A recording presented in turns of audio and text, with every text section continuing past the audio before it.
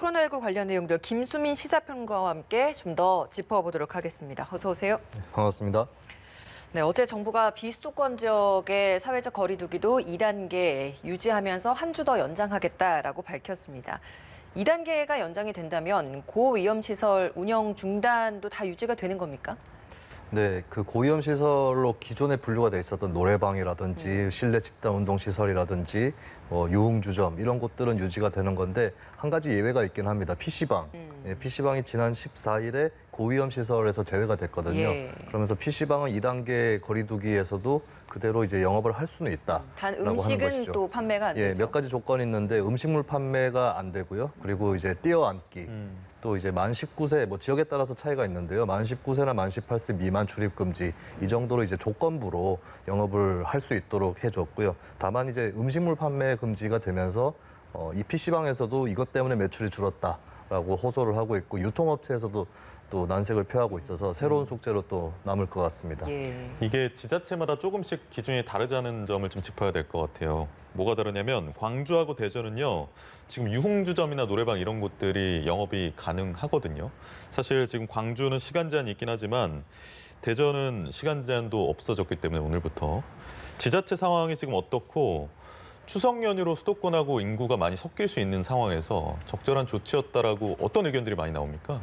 일단 대전이랑 세종 이쪽에서 먼저 2단계보다는 좀 낮게 풀어주는 그런 조치들이 있었던 거고 광주가 이제 뒤를 따르고 있는데 광주는 이제 확진자 수가 많이 발생을 하지 않고 있고 뭐 3일째 0명으로 지금 집계가 되고 있죠. 그러면서 더 풀어주는 사정이 있는데 사실은 이제 이게 어떤 상인들의 이해관계와 이제 방역 간의 어떤 절충점을 찾은 조치다라고 볼 수 있을 겁니다. 광주에서도 노래방 영업주들이 이제 집단적으로 광주시장, 광주시 쪽하고 면담을 하기도 했었고 그런 결과로 먼저 풀어주게 되었는데요. 일단은 이제 뭐 시간 제한 정도는 좀 둘 필요가 있지 않나 그렇게 보여집니다. 아무래도 목욕탕이라든지 이쪽 시설에서는 외부에서 방문한 사람들이 이제 뭐 숙박을 대신해서 묵기도 하고 이런 위험들이 더 크다고 볼 수 있다면은 특히 유흥주점이라든지 노래방 뭐 이런 부분들 목욕탕 이런 부분들이 이제 광주 같은 경우는 오전 1시부터 5시까지 금지를 하고 있거든요. 어느 정도는 좀 제한을 두는 것이 바람직하지 않을까 그렇게 보이고 있고 물론 이제 지역 경제나 이런 차원 때문에 마냥 닫아둘 수만 없는 이런 고충들이 이제 이런 굉장히 조건부 운영이라든지 이런 방면으로 나타나고 있다고 볼 수 있겠습니다. 예. 이렇게 정상 영업은 할 수 없는 상황에서 임대료는 그대로 내야 하니까 이게 또 부담이 될 수밖에 없는 상황인데 이재명 경기도지사가 집합 금지에 따른 임대료 감면에 대해서 정부가 좀 나서달라 이런 요청을 하지 않았습니까? 정부는 여기에 대한 어떤 입장을 내놓은 게 있나요? 일단 뭐 정부에서 뾰족하게 내놓은 것은 없고요. 이게 구체적으로 이 요구사항이 뭐냐 이걸 좀 말씀을 드리면 네. 이제 임대료를 지원해 주는 그러니까 임대료에 필요한 그 금액을 선별 지원 형태로 상인들한테 지원해 주는 것을 넘어서서 임대료 자체를 좀 감면할 수 없겠느냐. 그걸 위해서 공공이 권력을 발동할 수 없겠느냐라고 하는 취지인데 이게 이제 법적으로 어느 정도 추상적인 근거는 있습니다. 임대차 보호법에도 경제 사정에 따라서 임대료 증감을 청구할 수 있다라고 되어 있고 민법에서도 임대차 계약에서 쌍방이 이제 귀책 사유가 없이 이행 그 일방의 채무가 이행하기가 불능이 되면 이행 불능이 되면은 그때는 이제 이행 의무도 없다 이렇게 되는 구절들이 있는데 이것에 대해서 정부가 유권 해석을 해서 행정 지도를 해달라. 그러니까 민법이나 임대차 보호법에 따라서 지금 코로나19라고 하는 굉장히 불가피한 사태이지 않습니까? 예. 이것을 토대로 이제 임대료를 감면할 수 있는 이런 근거들을 좀 만들어주면 지자체에서 세입자와 건물주 간의 어떤 그 조정위원회라든지 이쪽에서 좀 더 행정력을 발휘해서 임대료 감면을 끌어내 보겠다. 이렇게 이제 이재명 지사는 얘기를 하고 있는 것이고 이게 이제 요구한 지 그렇게 시간이 얼마 되지 않았거든요. 정부에서 이거를 뭐 검토를 해보고 뭐 가능하다면 유권 해석이나 행정 지도가 내려질 수도 있겠습니다. 알겠습니다. 사실 저희가 앞서서도 전문가와 전화 연결을 통해 이야기 나눴지만 지금 확진자 수가 조금 줄어든 것처럼 보이긴 합니다만 이번 주까지는 추세를 봐야 되고 또 더구나 다음 주에는 추석 연휴라는 또 한 번의 분수령이 기다리고 있기 때문에 이번 고비를 좀 잘 넘어야 될 것 같은데 방역 당국도 가족과 함께하는 추석이 아니라 가족을 위한 추석을 보내달라고 권고를 하고는 있습니다만 그럼에도 불구하고 많은 인원들이 이동을 할 걸로 지금 예측이 되고 있습니다. 그래서 어떤 대책들을 방역 당국이 실효적으로 좀 내놨는지 그 부분도 좀 짚어주시죠. 일단은 이번 추석에서도 많은 귀성 귀경객이 발생하는 것은 좀 막기 어려워 보입니다.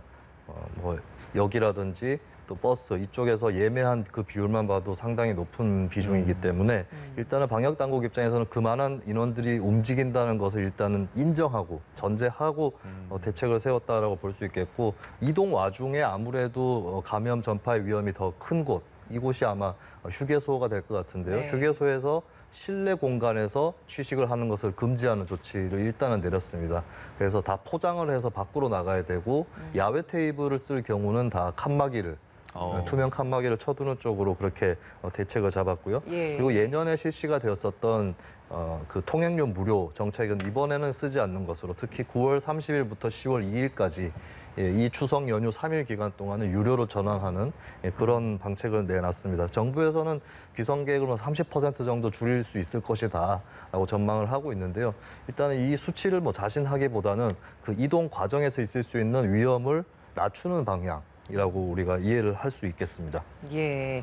근데 연휴 기간 동안 이렇게 고향으로 향하는 분들도 계시지만 고향으로 가지 말라라고 하니까 가진 않되 여행을 계획하는 분들이 많다고 하더라고요. 그래서 지금 이미 예약이 만석인 곳들도 많다고 하는데 정부가 여기에 대해서도 특별하게 관리를 하겠다라고는 하지만 그 해당 관광지가 많은 그 지자체 차원에서도 어떤 관리나 조치가 필요할 것 같은데 좀 어떤 것들을 좀 추가하면 좋을까요? 일단 정부 차원에서 준비하고 있는 것이 토대가 될 것 같은데요. 28일부터 11일까지, 그러니까 추석 연휴 끝나고 나서도 개천절도 있고 한글날도 있고 해서 그 다음 주 일요일인 11일까지 추석 특별 방역 기간을 두기로 했습니다. 이 구체적인 내용은 주중에 발표가 될 것 같은데, 정부에서도 이제 2단계 거리두기라는 그 기본을 갖고 조금 더 높일지 아니면 몇 가지 풀어줄지 이것을 고민을 할 것으로 보이는데, 일단 지자체 차원에서 유념을 해야 될 것은 지금 지역별로도 나타나고 있지만 각 시설에 대해서 제한을 하고 금지하는 수준이 좀 다르지 않습니까? 네. 그 부분에서 이제 지자체가 조금 더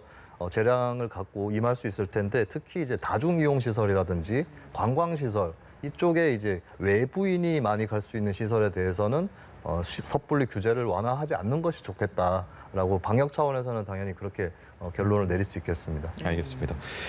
이게 좀 산 넘어 산인 게요. 이렇게 추석 연휴를 잘 넘기고 또 기다리고 있는 것이 지금 일부 보수단체가 주장하고 있는 개천절 집회입니다. 일단은 경찰력을 최대한 투입하겠다고 했습니다만 모임 자체를 막는 게, 그러니까 사전에 좀 차단하는 게 중요하잖아요. 어떤 노력들이 좀 가능할까요? 경찰 1만 명을 투입한다고 하는데 굉장히 많은 숫자일 것이고, 1만 명으로 원래 소화할 수 있는 인원이 예전에 이제 경찰이 투입되는 그 집회에서의 기준이 집회 인원 1명당 2명이었거든요. 그러면 5천 명만 모여도 굉장히 버겁다라고 하는 얘기인데, 그걸 위해서라도 사전에 굉장히 많은 인원들을 이제 제한할 수 있도록 그렇게 조치를 취해주는 것이 필요할 것 같습니다. 일단은 이제 사회적 분위기가 중요한 건데, 대구에서는 이 개천절 집회에 참여하지 말자라고 하는 현수막이 걸리기도 했었고요. 그런 시민 여론은 나름대로 고조가 되고 있는 것 같습니다. 예. 그리고 한편으로 좀 신경을 써야 될 것이, 이 집회 참석을 하고 싶어하는 사람들 사이에서 퍼지고 있는 일종의 가짜 뉴스라고 봐야 될 텐데, 이거 위헌이다. 집회를 못하게 하는 것은 위헌이다라고 하는 논리가 퍼지고 있거든요. 근데 집회는 물론 시민의 기본적 자유 중에 하나겠지만, 헌법 37조에서도 국가안보, 질서유지, 공공의 복리에 따라서 그 자유를 법률로 제한할 수 있다라고 되어 있습니다. 네. 그 조치에 따라서 우리가 방역 수칙도 사회적 거리두기 3단계의 경우는 10인 이상이 모일 수 없는 그 정도의 기준도 아직까지 발동하진 않았지만 마련을 해뒀던 거거든요. 그러니까 위헌이다라고 하는 것은 가짜 뉴스다라고 하는 것을 좀 충분히 공유할 필요가 있겠고, 그리고 한 가지 또 이 집회 위험에 비춰봤을 때는 좀 고무적인 것이 이제 전세버스 조합입니다. 이쪽에서 우리가 이 운행을 거부하겠다라고 선언을 했는데, 이런 이제 이동 수단들이 묶이게 되면은 아무래도 개천절에 너무 지나치는 인파들이 운집하는 그런 사태는 좀 막을 수 있을 것으로 보입니다. 예, 시민 여론이 중요하다라는 말씀을 해주시는 것 같습니다. 그 서울시가 사랑제일교회 상대로 46억 원량의 손해배상 청구 소송을 제기하지 않았습니까? 근데 사랑제일교회도 서울시를 상대로 손해배상 청구를 하겠다라고 밝혔습니다. 사랑제일교회 측에서 주장하는 바는 어떤 내용인 겁니까? 사랑제일교회는 우리는 당연히 잘못이 없다.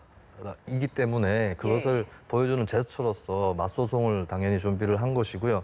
여기서 이제 그 변호인 쪽의 논리를 보면은 네. 우리 때문에 코로나가 확산된 것이 아니다. 잘 따져봐야 된다. 누가 어떻게 어떤 경로로 감염시켰는지에 대해서 인과관계가 증명이 안 됐고 우리 쪽에서 그것을 깨트릴 수 있는 근거가 있다라고 주장을 하는 거거든요. 사실은 이제 이 설명만으로는 많은 분들이 얘기를 듣고 사실 그쪽에서 발생했던 확진자와 그로 인한 N차 감염자들 다 따져보면 그것이 과연 인과관계가 없었는가 심각한 의문이 들 수밖에 없고 여기에 대해서는 사랑제일교회가 추후에 계속 뭐 반박 근거를 내놔야 될 것 같습니다만 현재로서는 이제 간단하게 얘기해서 우리는 잘못이 없다. 그리고 정부나 서울시가 우리의 잘못을 과대해서 그렇게 유포하고 있다. 이런 논리에 따라서 맞소송을 하고 있다고 보면 될 것 같습니다. 알겠습니다. 이 내용도 좀 짧게 볼게요. 교회에서 예배를 볼 수 있는 인원이 수도권 교회에서요. 300인 이상의 본당 규모가 되면, 그러니까 규모가 좀 있는 교회의 경우에는 50명 이하로 제한을 조금 완화했습니다.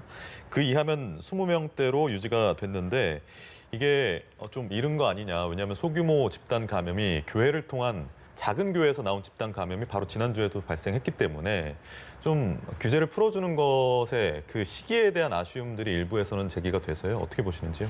일단 뭐 300석 이상의 대형 공간을 갖춘 교회는 50명으로 늘린다라고 그렇게 완화가 됐고 이게 소규모 예배 같은 경우도 이제 물론 이제 300석 미만의 교회 같은 경우는 20명이라는 기존 제한이 있는데 이 20명도 좀 위험할 수 있습니다. 20명이 이제 온라인 예배를 준비한다는 명목으로 모여서 실질적으로 대면 예배를 해버릴 수도 있는 거거든요. 그런 측면에서 원래 있었던 조치도 어느 정도는 좀 위험성이 있었다라고 볼 수 있는데 여기서 더 완화한다고 하는 것은 좀 재고의 여지는 있어 보이고요.